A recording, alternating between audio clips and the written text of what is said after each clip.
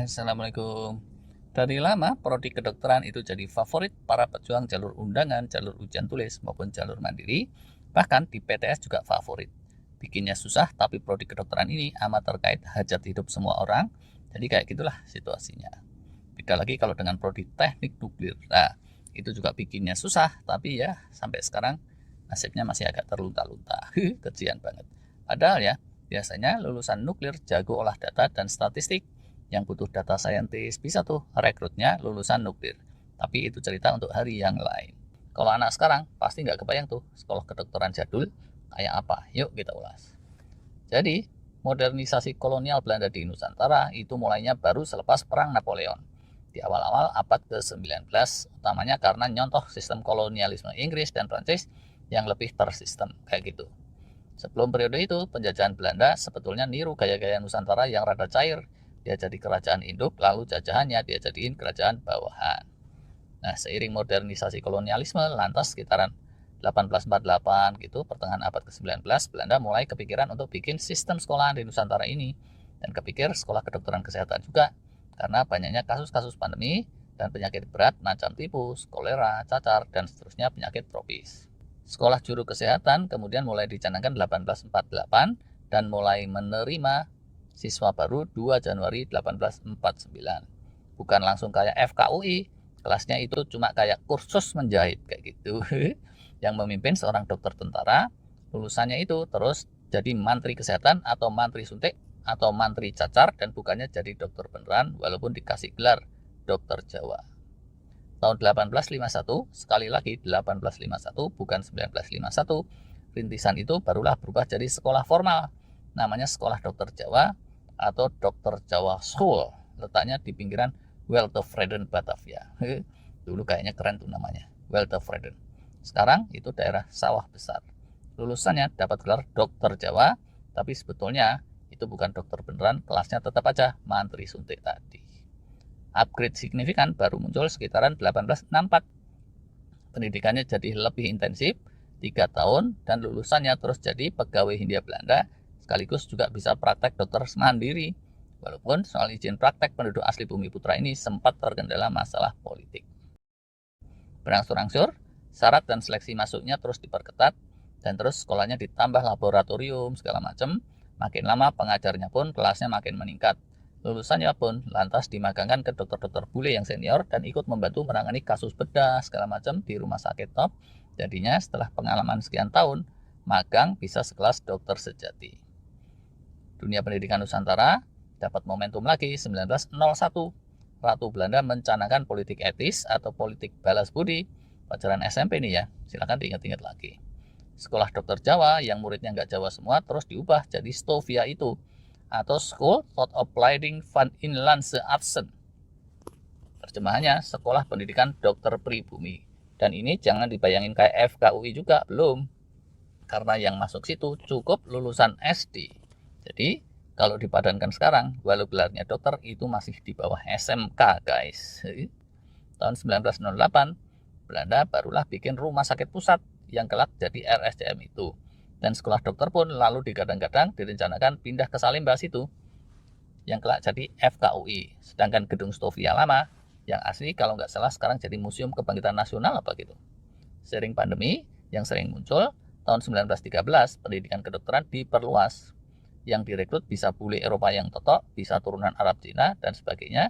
Dan singkatan Stovianya juga diubah. I-nya semula Inlandse atau pribumi, jadi Indische atau Hindia. Selain itu, tahun 1913 itu juga didirikan sekolah kedokteran kedua di Surabaya yang dinamai NIAS atau Netherlands Indische Artsen School atau sekolah kedokteran Hindia Belanda yang kelak menjelma jadi serigala jadi-jadian. Bukan ding. Ini habis pakai kata menjelma sih. Jadi aja kepelintir. Gedung aslinya NIAS sampai sekarang dilestarikan kalau nggak salah masih dikelola oleh FK UNER. Mohon koreksi kalau salah. Di awalnya, NIAS ini nggak punya gedung, ding. Belajarnya itu numpang di rumah-rumah besar. Gedungnya baru ada tahun 1923. Seiring waktu, 1924 nggak bisa lagi lulusan SD masuk ke kedokteran.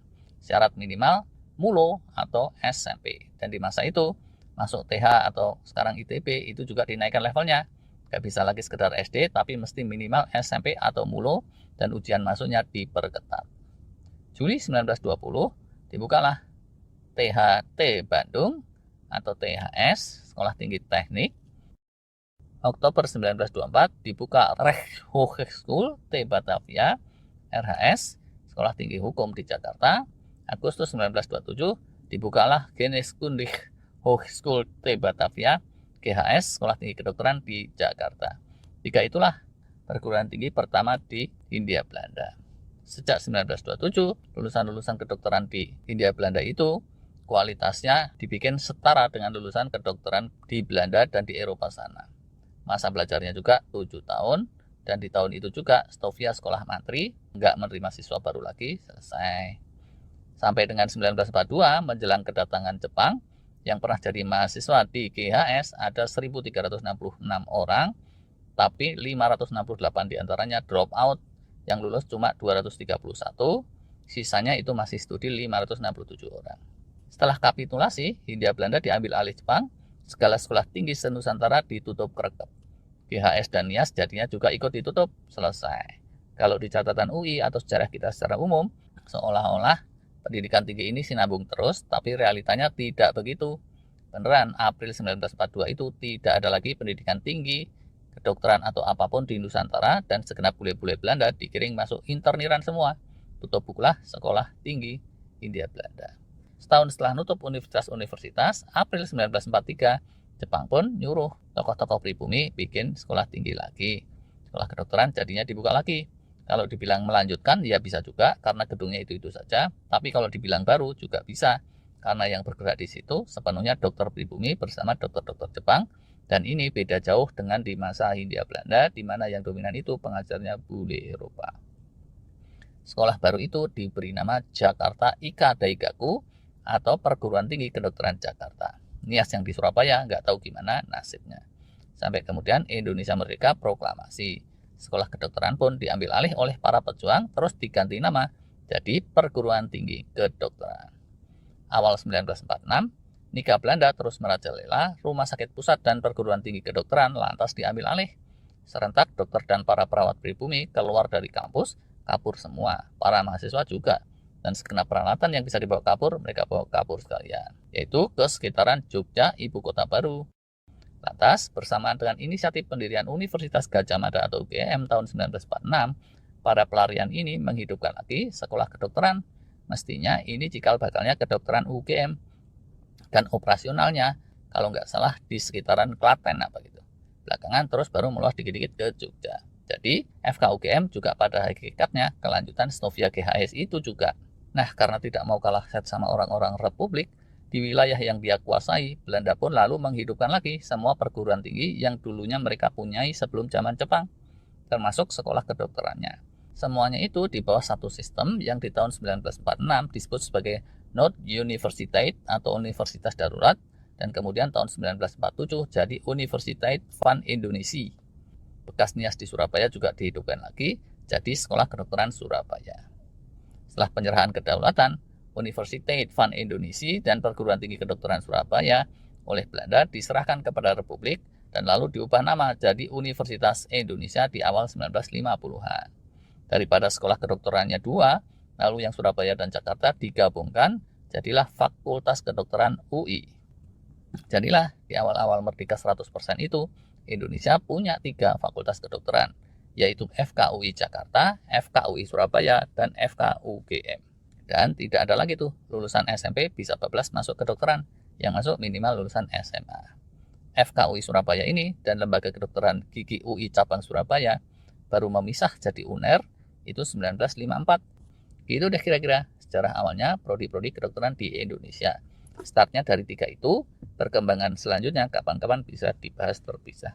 Sejarahnya yang panjang itu bisalah jadi kebanggaan Civitas Akademika di FKUI, FKUGM, dan FKUNER. Walau begitu, ya jangan jadi sombong jumawa, tetap mesti banyak istighfar. Prodi-prodi lain yang muncul belakangan bisa aja dia jadi lebih elit. Lagi pula mereka itu seumur hidup nggak pernah tuh menerima mahasiswa baru yang ijazahnya cuma sederajat lulusan SD atau SMP, ya kan? Kedepannya yang terbaik itu bukanlah perguruan tinggi yang tertua, bukan yang terbesar, dan juga bukan yang termahal uang sekolahnya. Yang terbaik itu yang paling bisa adaptif dalam menghadapi tantangan dan perkembangan zaman, dan yang terbaik itu yang paling banyak memberikan kemanfaatan bagi semesta. Terima kasih.